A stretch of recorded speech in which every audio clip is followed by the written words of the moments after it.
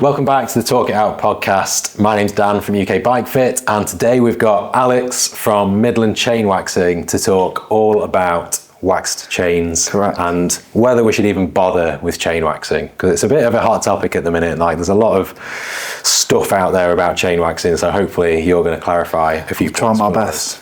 And we'll go from there. So we'll start by introducing you then. So do you want to tell us a little bit about who you are, how Midland Chain Waxing started, and how it's developed from there? Yes, Alex, Midland Chain Waxing has now been going for 2 and a bit years. The reason I set it up was mainly down to yourself. You're welcome. Yeah, thank you. You're looking for some royalties, I'm sure. A lot of people knew I was waxing chains. I got sick and tired of people asking me, and I thought, well, let's set something up and give it a go. The reason I first started waxing chains was being a pretty poor racer. I was looking for any sort of marginal gain I could get from it, and did some research and saw that waxing your chain gave you, reduced friction on your drivetrain, and thought, well, that'll get me a win, and it didn't. But then from that, it's grown into Midland Chain Waxing, and now providing that service to everyone else. So how long ago did you start waxing chains? 3.5 years ago. Okay. And most of that came from my research using multiple different websites and stuff. But I think back then it was still quite a small thing. It wasn't many people doing it. There certainly weren't many companies offering that service. Yeah. So since you started chain waxing and waxing chains, I know you've done quite a lot of research yourself into different types of wax and wax versus lube and different types of lubes and all the rest of it. Yeah. So tell us a little bit about why people would want to wax a chain, because the way I've seen it and the way a lot of people talk to me about chain waxing is that this is something that is a marginal gain, and it reduces friction and it saves you point whatever of a watt and all the rest of it. And is that the main benefit that you get out of chain waxing? And certainly not. No. As I just said, I was bought into it by seeing that marginal gain, but actually what a lot of people don't realise is the savings it can give you compared to using a wet lube. Especially here living in the UK, we ride on pretty grim roads with a lot of dust and grime, and using a wax chain over a wet lube in those scenarios is a hell of a lot better for your drivetrain. And with the ever increasing costs of drivetrain components, so I think new SRAM red cassettes, 200-300 quid is it now? It's not cheap. You don't want to be replacing those components every couple of months if you're riding constantly. You want something that's going to be kinder to you in components and help them last longer, which in the end saves you money. So one of the biggest things since I started set it up, I use a website called Zero Friction Cycling, and looking at their data and their cost to run simulations that they do. And if you can go on their website and have a look at some of the data they've got, it's amazing the differences between a wax-based lube, and whether that's immersive wax or a drip-based lube, compared to a drip-on, traditional lube, as I call them, you'd use. It's massive difference. I think you're looking at nearly 10 times the cost of what using a wax-based immersive lube would be compared to a traditional drip lube in terms of cost over, I think, 10,000 K. Yeah, I mean, so going back to why I started asking you to wax my chains for me, because there's a bit of kit needed, and we'll get into that later. But I was of a similar sort of situation in that I wanted a wax chain because I thought it might be a bit faster, a bit smoother, a bit quieter, basically for performance gains or whatever. And then I think after a couple of chains that I'd had off you, and one of the things that you did for me was to, wax chain, package it up, and it just arrived to me pre-waxed. I didn't have to mess about with any of the equipment or anything like that. Just whacked it on my bike and away I went. One of the things that stood out to me when I started waxing my chain was how clean it was, and the lack of, when you're using a lube, and it collects all the grime off the road and it sprays everywhere, and when you're cleaning your bike, all of that lube that's sprayed is all over everything, like your frame, your disc rotors, your cranks, like it's just everywhere, and it's an absolute effort to clean your bike. It turns into like a paste as well with it, you know, and that's just grinding away at everything. And we've all seen it at the cafe stops, you know. It's been likened to the, you know, Cat 3 tattoo of, you know, the oily chains. I've heard it called another name. Yeah. Which I don't know. We can't say that on the podcast. No, please don't. Yeah. So it's a right mess having a Lube. And when like customers bring bikes in for bike fits, and you can even like smell it on the bike that it's caked in oil and lube, and it just reeks. And I just think, oh, you need to wax your chain. You don't know what you're missing, because that was the thing that made me stick with wax chains once I tried it. It was like the performance game. I have no idea if I'm faster or my drivetrain's more efficient or whatever. I just don't care anymore. Because the massive win for me out of having my chain waxed is that it's just cleaner, less bike admin, and it just keeps everything nicer, and it's just so much easier to do everything once you get back off a ride. You don't have to worry about spraying oil everywhere up your... No, that's a massive advantage. I think people have this preconception that because it has to be put into a wax pot or whatever, that they have to continuously do that when they get back in. And there is some maintenance that's required with it, you know, run it through a rag to take off any dirt and grime. But if you're looking after your drivetrain anyway, you should be degreasing your chain after a ride no matter what. And I think a lot of people, it's hard to train in the winter in the UK, but you don't want to have to be going through all that time and effort of cleaning your chain down. We've all done it. We just get back in and bang a load of lube on it to protect the chain again. And that's, I think, one of the things with wax is where people get that wrong, is they think they've got to take it off, got to put it back in a wax pot and all of that hassle, which you don't have to nowadays. No. Well, okay, so you've just hit on a point that I wanted to bring up anyway, so we'll talk about that, and that is winter and summer and different weathers, and how like is waxing your chain worth it when it's raining or wet outside or whatever, because there's a lot of information out there, right or wrong, that might say that if you're riding your wax chain in rain and winter and crappy weather, that you do have to keep maintaining that wax a little bit more, and it involves a little bit more effort, rather than riding it in the summer when it's dry and it lasts a bit longer. So how does a wax chain respond in different weathers? Different weathers, so yeah, you bang on there. In the winter, it has its limitations. You know, when it's got water, grime and all that being thrown up at it, it won't last as long as it would in the summer, completely, you know. They're rated to anywhere from 100 to 200 kilometers for a treatment in the wet and rain. But there's now products out there like the wax-based drip lubes, which the real high quality ones, absolutely brilliant for, you know, you get back from your ride, dry the chain off, then reapply some wax-based lube, drip lube. That's all you really need to be doing. You know, if you've done that 3 or 4 times, then maybe look to take it off. And the best thing about a wax chain to clean it, boiling water. That's all you need to do. Pour boiling water over it, a couple of flushes, fit it back to your bike, dry it off, reapply some lube. In the summer, it's a hell of a lot easier than that. Don't get, you know, you put that chain on and you can be, depending on your lube choice, wax choice, you can be anywhere good up to 500-600 kilometers. There are some now that are rated to over 1,000 kilometers of it. They do get a bit noisy, but they are still shown to offer protection and lubrication. And is that, so after that, let's say 500k, if you've put your wax chain on that's been immersed in wax, you put it on 500k, is that the point then you're saying you have to re-immerse it, or can you use those? You can use you can use the drip-on lubes. You know, myself, in the winter I'm topping up and then taking off after kind of a couple of rides with it to re-immerse it, and then using the top up again. In the summer, you know, after that 300, I would be looking to apply the drip lube to it just to help prolong it. It helps protect your chain and prolong it.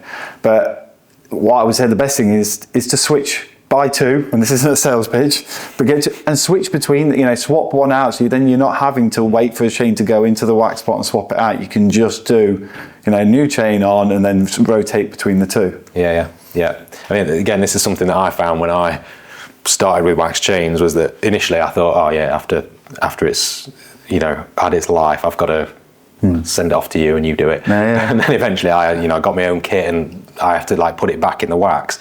But actually, once it starts to, you can sort of hear it starts squeaking a little bit. Once it starts to squeak, actually, you just need to put a bit of drip on wax lube, and then you're good for another 200, 300k. And then same again. Like, you don't actually have to completely clean it in boiling water and then, you know, immersion wax it, which is a bit of a hassle. You don't have to do that very often once you've got... you can complete, and even further back, you don't even have to use an immersive wax in the first place. If you get your chain stripped, because obviously they all come with a factory grease on as standard, if you strip it down with whatever products you want to use, there's many out there. I'd recommend the Ceramic Speed Drivetrain Clean, brilliant product, really good for the environment compared to white spirits and petrol and terps that people use. And you can just apply a drip lube from the start with it. They're so good now, some of those drip lubes, looking at the data out there, that, you know, they're one of the ways to go if you are worried about the maintenance of using an immersive wax. Yeah, okay, so let's talk about that a bit more then. For people that don't know, what is involved with, or what is immersion wax and what is drip on, and what's the difference, first of all? Right, so the immersion waxes are, you know, hard form waxes. Obviously different brands have got different formulas, comes in different states and whatnot. They are put into either a crock pot or a heated ultrasonic cleaner. Silker even now offer their own specialist crock pot. You would just need to, obviously all chains that get waxed, you need to strip off any oils that are on there, because it won't take to them. The wax will not take. And then purely heat it up to a certain temperature, drop your chain in, 15 minutes, 20 minutes later, pull your chain out, crock pot off. Always remember to take your chain out when you turn the crock pot off, because I've done that a few times and you're stuck with your chain stuck in there and it's a bloody annoying. Okay. Drip lube wise, again, you just strip it and then apply on your bike. But that usually, most of them would recommend 24-hour setting period before you ride it. So both of those methods need a chain that's fully completely stripped and clean, and that's the problem. Not the problem, I think that's where a lot of people tend to go wrong with wax chains, is that they've got their chain on their bike, they've already ridden it, already used some lube, and they'll clean it as they normally do. Maybe they'd be quite good and use some degreaser and, you know, give it a bit of a scrub and whatnot, and then try and wax the chain. That's not clean enough. Like once you've used lube, it's really, you need to, ultrasonic clean it, sorry, to get basically down to the bare metal. Yeah, you need to get back to bare metal, you know, and when we're doing it, we have to be very careful how long we leave them out without being waxed, because you're stripping it back so much that rust can happen quite quickly if you leave them to, you know, in the air. You need to get it back to absolutely nothing on that chain, and that can take a little bit of work depending on the brand. SRAM chains, the lube that comes on them is horrible stuff. I don't know why it's so thick and grimy. This is the factory grease. A new chain, this is the grease that comes on the chain. Yeah, compared to a Shimano one, it's thick. Let's put it that way. Yeah, which again is something to consider. Like when you buy a brand new chain, it comes with grease on it, like really thick grease. Basically, it's to stop rust in the... Yeah, of course. Yeah, well, it's exactly what happened. Why we have to wax them quite quickly after we've stripped them, so they don't rust when they're sat in the packaging. Yeah. I would say you do also need to make sure you degrease your drivetrain quite well as well. You can't just do the chain if you're going from a wet lube to a wax. Make sure you clean the drivetrain down fully as well. Yeah. So this is one of the, I'd say one of the downsides of chain waxing is that to get set up with wax chains, and it is a bit of a setup. And like I say, you've got to not just strip the chain, but you basically got to clean your bike and your drivetrain within an inch of its life to make sure that you get the most out of the wax when you put it on. And there is a bit of hassle involved in that. And I know the business that you've set up, that takes all that hassle out of it, because you strip the chains and you pre-wax them and then send them out to people ready to go. But they still need to clean the drivetrain and clean the bike, which again is another thing, another reason why I think people tend to go wrong with wax chains, or try a wax chain and think, oh, this is rubbish, it doesn't work.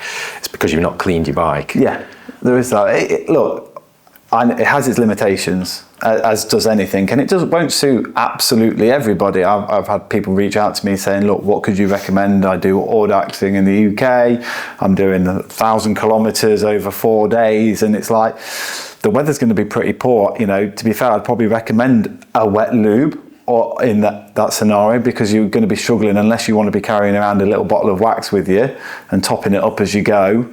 It's probably not practical in that scenario. But I think in, I'd say 80% of scenarios, it probably is the better choice, whether that's immersive or drip. I've used drip on wax for doing some sort of like long distance or multi-day riding and bike packing or whatever. And the thing is with wax, whether it's immersion or drip on, it needs time to set. Because obviously when you put it on, it's liquid. And if you ride it whilst it's liquid, it's just going to spray straight off and you're not getting the most of it. So yeah, in that sense, like something a bit more heavy duty, like a lube, is good. And there is some really good options out there now, and I think people need to be looking at the data that's out there on them, because as I said earlier, the cost implications of choosing a poor lube compared to a good lube, it's massive. It's massive. So some of the going into the data then that you mentioned, what's like some of the, if we're just talking about wet lube, so moving away from wax, what are like some of the best wetter lubes that are out there in terms of like drivetrain maintenance, longevity, thank you. From looking at zero frictions data, that's who we generally look at, is you'd be looking at the Rex Black Diamond as probably one of the best performers. Silka Synergetic is also another brilliant performer. They're the two that we keep. They're the two with the best data.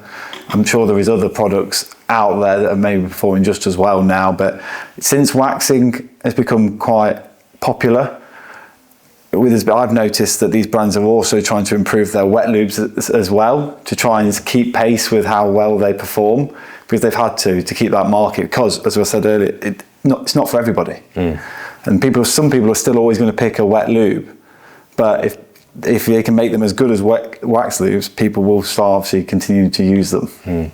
So if they're some of the best wet lubes then, how do they, if we're talking about longevity and saving money rather than performance, how do the best wet lubes compare against the best drip on wax lubes? Well, very well, to be fair. In terms of longevity, I think you're looking at from zero frictions, it was about per 10,000 kilometers. I think the Rex Black Diamond drip lube was about £550 per 10,000, and that's the cost to run. So that's your chain rings, cassette, and the cost of the lube. And then you're looking at your drip lubes, and they're about 200 to 250 for your drip on wax lubes. An immersive wax on that's about 150 to 200, depending on which one. Okay, so like basically over twice as good. So, okay, and that's obviously, it depends on the components on your bike, but if you've got a bike with nice, expensive components, like we were saying, the ceramic cassettes, Dura-Ace or anything like that, those components aren't cheap. No, and they're also not that easy to get hold of at times nowadays. You know what I mean? You might not be able to get hold of what you exactly want. So this is another reason why I sort of stick with wax now, is because I don't want any of my components to start wearing prematurely, and I know that I'm going to be basically saving money over the long run by using wax versus using something else. So going back to myself and waxing, like I say, I started using used wax chains, and then eventually I was doing it enough where I thought, all right, well, I best, instead of bugging you all the time, I'll get a crock. I was very happy for that. I'll get a crock pot and an ultrasonic cleaner, so I could strip chains down properly. And I'll invest in that, because I've seen now that this is beneficial and it's going to save me money. So I'll stick a bit of money into this, and it'll, be even better. So I invested in the kit and got the kit, and then bought the wax off Midland Chain Waxing.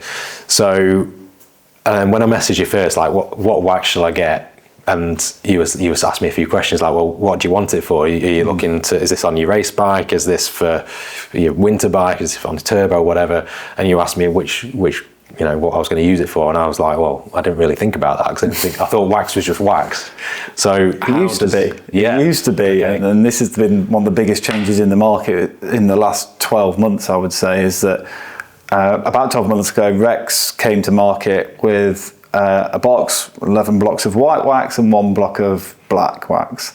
And they came up and said, you can mix it in these two formulas. This one is for training, so longevity. This one will give you the quickest performance, friction. and that was a more concentrated mix. Silka have just done the similar thing. They've brought out an endurance chip, which you mix with their Silka hot melt, and then the speed chip. And it's basically, they're now playing around with the formulas to see what will last longer or what's going to be quicker to run, which is, it's mad, isn't it? When you think about it, just a wax is now being, the additives that they can add to it can improve performance in whichever way you want it. Yeah. I mean, I'd say personally, I don't care. No. I don't care whether it's performance orientated, whether I'm going to get half a watt improvement or not. But there are lots of people out there that would care, and now they've got the choice to choose. Oh no, I want this wax. Maybe it'll last maybe a couple of 100k. Is that how long it's sort of the difference in how longevity of? Yeah. So the Rex Blau, when they came to market, they were the ones that said their bigger mix, so the 11 and 1 mix can last up to 1100. And that was verified by Zero Friction as well. Wow. They said it did get noisy, but it did still offer protection and lubrication. But their more concentrated mix, I think from top of my head, was 300 to 400 kilometers dry of it. So yeah, that's it. Even more so from that now, World Tour teams are now starting to use it. We've seen Lidl Trek are now signed up, I believe, with Cyclo Wax. I believe Jumbo Visma have now signed up with Silka. So it's an ever-growing market, and more people are now realising the benefits of it. Yeah, I'm actually surprised how long World Tour teams took to take into wax. Because if anyone's going to benefit from the marginal gain stuff, it's those, and they don't need it to last 500k because they're only racing up to 200k, something like that, for the longest races. So they were the exact target market for a performance-based wax. But it's almost gone the other way, and you normally see stuff getting into the World Tour and then trickling down. But I think there's more amateur cyclists or recreational cyclists who have found wax, and now the World Tour teams are only just picking up on it, and not picking up on it, but they're only just using it. When I first started doing my research, it was amazing to see how many forums, Weight Weenies, and where people were trying their own formulas out, trying different things, candle wax and stuff like that. And that doesn't sound like a good idea. It doesn't, but it shows what people are interested in, that they're willing just to try their, different waxes, different formulas themselves. So it was but it also showed probably there was a lack of market there for people to be buying it. So if you want a jasmine scented Yankee candle wax, not sure how quick it would be and how long it'd last, but it would smell good. It would smell lovely, So I think because it's gone, the pros have just picked up on it. I definitely see, and people ask us about wax chains when they come in for bike fits, and we get on to talking about wax chains, and I definitely see this as something that would benefit recreational amateur cyclists way more than pro cyclists. I know they're looking for every watt, but even in the best performing wax chains, we're only talking a few watts or percentage of a watt. Whereas for amateur recreational cyclists who, when they go back off a ride, they've got to clean their own bikes. Pros don't have that problem. No. It's 100% the cleaning and the less maintenance and the money saving that is the massive selling point for wax chains for me. That I definitely think that this is something that amateur cyclists or recreation should be picking up on, because I think a lot of people still look at wax chain and go, oh, that's just for the pros, or I'm not good enough to ride a wax chain, I don't need that watt saving. But I always try and tell people that actually it's not about that. It's about making your life easier when you come to cleaning your bike after a ride in the UK. And I think they also think there's a lot of hassle. I think there's got that preconception that you have to, every time chain off, re-immerse it, and that, as we've said, you don't need to be doing that. No. The wax lubes out there now are so good. That will get you through most of it. Yeah. And to plug your business again, the hassle that is involved when you're getting started, needing that fresh chain, stripping it down and getting the initial wax chain, and then after that you only need drip on. You do all that for people. Do that all for people, and also offer a clean and re-wax, so you can send a chain back to us, or even just one of your chains, and we will strip it back down and wax it for you and send it back. So if the hassle is a problem, exactly, that's why your business exists. Indeed. Cool. Well, thanks very much for chatting and clarifying a few points on wax chains. I would be really interested to see what you think about wax chains. If you're listening at home, please let us know. If you're watching on YouTube, drop it in the comments below. Let us know, have you used wax chains? Have you liked them or not? And if you've not liked them, why? What's not worked for you? I'm just really interested to see like how many people out there are using wax chains and how many people are still resisting it, because I really want to try and push the message that a lot more people should be waxing their chains just for making their life easier, basically. Sure. So yeah, and if you are watching on YouTube again, please like and subscribe to the channel. We'll be putting out more podcasts like this and other bike fit and cycling related content, so please subscribe, and we'll see you in the next video.